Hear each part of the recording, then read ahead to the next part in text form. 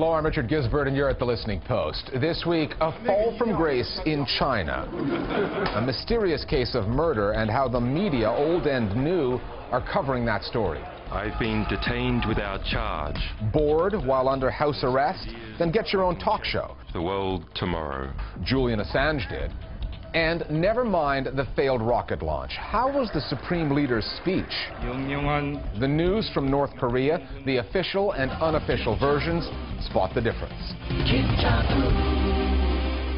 China is in the midst of a breaking news story that's one part political scandal, one part murder investigation, and all about a struggle for power at the top of the country's ruling Communist Party. The downfall of Bo Xilai, once a leading contender for a Politburo post, is a story being told in very different ways. State-controlled media are united. They're backing the government's decision to strip Bo of his position and send him into the political wilderness. However, social media, microblogging sites, Sina Weibo and Tencent have been ahead of the curve on this story. They're alive with news, speculation, and no small amount of rumor-mongering about what the Bo case says about the state of the party. Our starting point this week is Beijing, where the single voice of the state is competing with millions of voices online. Here's the Listening Post's Nick Muirhead. 中共中央决定对薄熙来同志严重违纪问题立案调查。 We are getting a rare look at the inner workings of China's communist power structure. The Bo Xilai story is not just a political story, it's a media story as well. Murder, betrayal, espionage and factional battles. Chinese politics has it all at the moment. The extraordinary thing is the interplay between what a government faction is trying to do and the use of social media. 传达贯彻中共中央关于市委主要领导调整变动的决定。 The internet chat rooms, blogs are full of discussions, speculations on the Bo Xilai story. Little can be confirmed. There are more rumors here than facts. What you learn from this kind of speculation on both the side of people and the government is how nervous both sides are.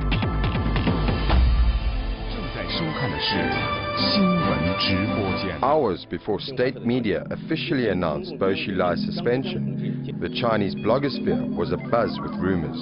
Although the Chinese government has repeatedly warned Chinese citizens against spreading rumors online, it appears that a lot of the rumors turned out to be true. The Bo Xilai story, the hottest topic on China's internet chat rooms. There's been an arc in this story of rumors that would normally not be allowed to stay online, being tolerated for several days, and then when there's a development in the story, there's a clampdown. So it seems pretty clear from the pattern that emerges on social media that what you're looking at here is one faction using Weibo to attack another. One of the oldest bloggers in China, who's a former journalist named Michael Anti, who describes Weibo, the Chinese microblogs, as a battleground that the central government is using to influence public opinion.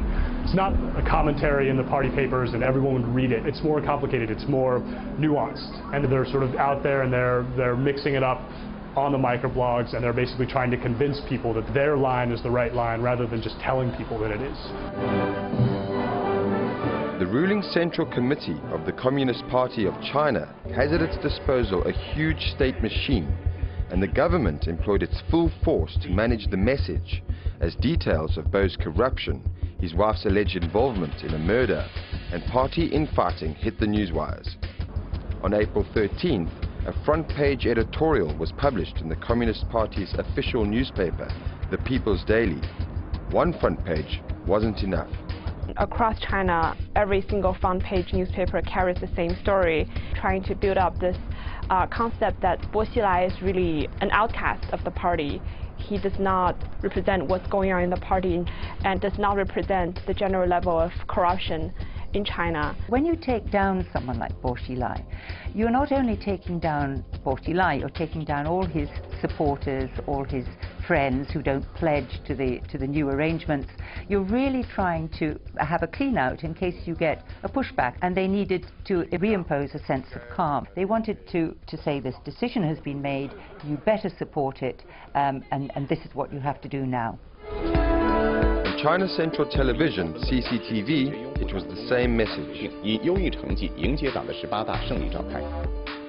a morning news segment took a tour of China's 12 provinces, putting local leaders on the air to express their unreserved support of Bo Xilai's suspension and their allegiance to the Central Committee of the Communist Party of China. 中央的决定英明正确，我们坚决拥护中央决定。我觉得突出的反映了党中央坚持依法执政。It's a clear message that is intended for domestic audience in China that Mr. Bo is in deep trouble. And another thing is very clear is that the government is now in firm grip of all the official media in China, television, radio, newspapers and websites. The way this story has unfolded, you really haven't seen this level of coordination of the media in quite some time. You really haven't had a political figure this big take a fall this big. Probably if you were to look back in history, the last time anything like this kind of happened is, I mean, as far back as Tiananmen Square. And it's easy to see why the government has been paranoid about controlling the narrative. In the past 5 years, the Chinese media space has opened up in ways that once seemed unimaginable. Mainstream media has never been a problem, but the internet has given millions of Chinese the opportunity to connect with each other, discuss issues amongst themselves, and in this case, spread the word about the fall of Bo Xilai. China's in a very interesting place in terms of media, because in the old days, the party pretty much told the newspapers what they should print. The censorship now is not so much that they tell you what to print, but they tell you what not to print. And if you cross the line, then you feel the consequences.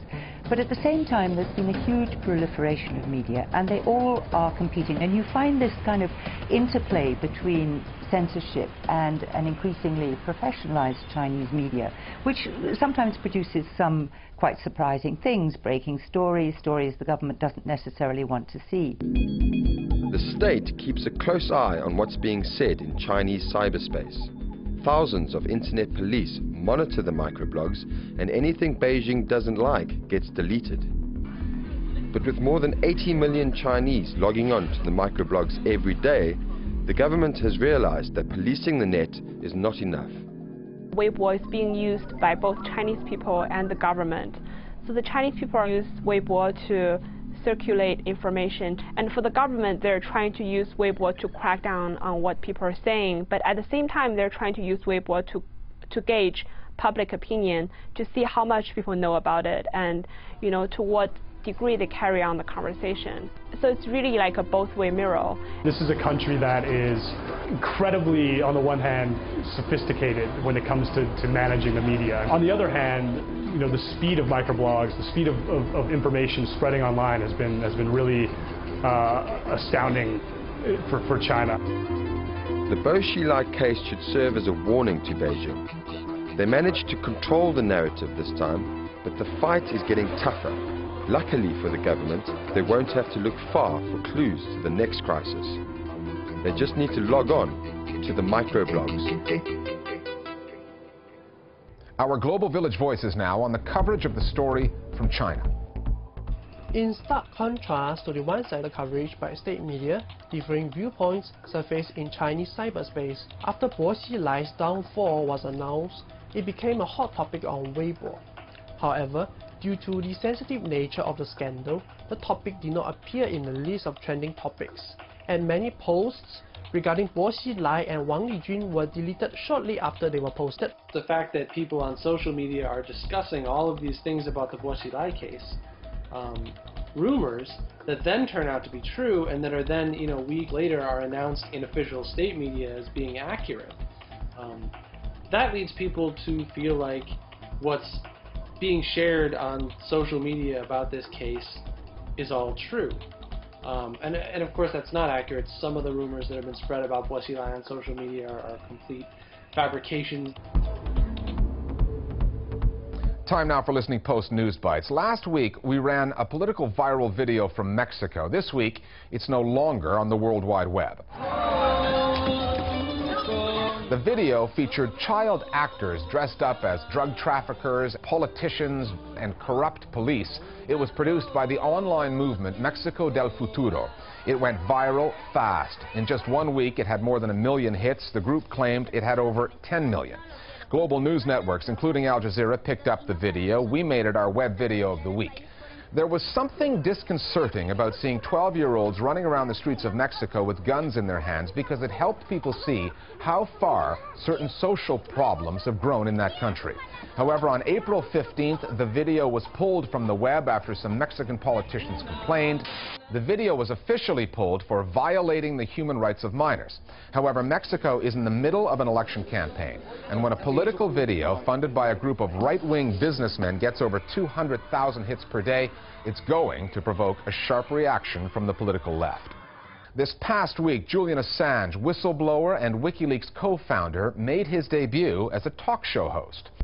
I'm Julian Assange. Roger, I'll get you in constraint. Assange's new program, The World Tomorrow, is being aired on the Kremlin-owned news channel RT, formerly known as Russia Today. It can change the world tomorrow. I'm ready. Assange's first guest was Hassan Nasrallah, the Lebanese leader of Hezbollah. There are 12 shows in the series, all shot in the home where Assange remains under house arrest while waiting for his extradition case to be settled by a British court. The World Tomorrow was simultaneously streamed on the internet, and it coincided with the 500th day of the financial blockade of WikiLeaks. Assange says he's now in discussions with other broadcasters about licensing rights to the show. Coming soon, it seems, one way or another, Rupert Murdoch, the movie. A British production company says it is planning a film version of a book called Good Times, Bad Times. It was written by Harold Evans, a memoir from his days as the editor of the Times of London and Sunday Times back in the 1970s and early 80s. Evans spent 14 years working for Murdoch before resigning over what he called unacceptable interference in editorial matters. Don't let Murdoch dominate! The ongoing phone-hacking-driven scandal at Murdoch's News Corporation has other potential screenwriters shopping scripts in Hollywood as well. Last year, Murdoch's biographer, Michael Wolff, told the Listening Post he had a screenplay in the works, but that Rupert Murdoch remains a powerful man in Hollywood through the studio that he owns, and that other studios appear to be reluctant to cross him. You must be the first mafia boss in history who didn't know he was running a criminal enterprise. Tom Watson isn't shy, however. The British Member of Parliament has just released his book, which goes into how Watson's phone was hacked and details the lengths to which News Corp went to investigate the MP. For detractors of Fox News in the U.S., and there are plenty, starting in the White House, the appearance of a self-described mole at the network was cause for excitement. It didn't last. The mole appeared on a U.S.-based website, the gossipy Gawker.com. Things started out promisingly enough. The mole started out by attacking the network and taking aim at Fox Nation, the website's comments section, which he called the seedy underbelly of Fox News. And it's time for our next installment of The Real Obama. He went on to talk about Fox's personal attacks on President Obama, which he described as gleeful race baiting and willful disregard for facts. But he never got around to writing a third post because it took Fox News about 24 hours to root out the mole. His name is Joe Muto. He's an associate producer on Bill O'Reilly's show, and he was instantly out of a job. I think it's pretty safe to say my career in cable news is over. Appearing on CNN after he was fired, Muto defended his decision to speak out. There's a lot of right-wing bias at Fox. And Muto said he had tried for years to find another job, but other news organizations lost interest when they saw Fox on his CV. This past month, North Korea has been in the news. From Pyongyang's perspective, there was bad news, the dramatic and quite public failed launch of a satellite, and there was the best news, Supreme Leader Kim Jong-un's first speech to his subjects. North Korea is a diplomatic and economic pariah. Media access for outsiders is almost non-existent, and the country's sublimely named Propaganda and Agitation Department focuses on spreading the cult of the ruling Kim family, using the state media network and an army of propaganda artists. Disregard the rocket that fell back to Earth and the millions who continue to live in poverty. The Propaganda Department ensures that within the country, Kim Jong-un's image is untarnished.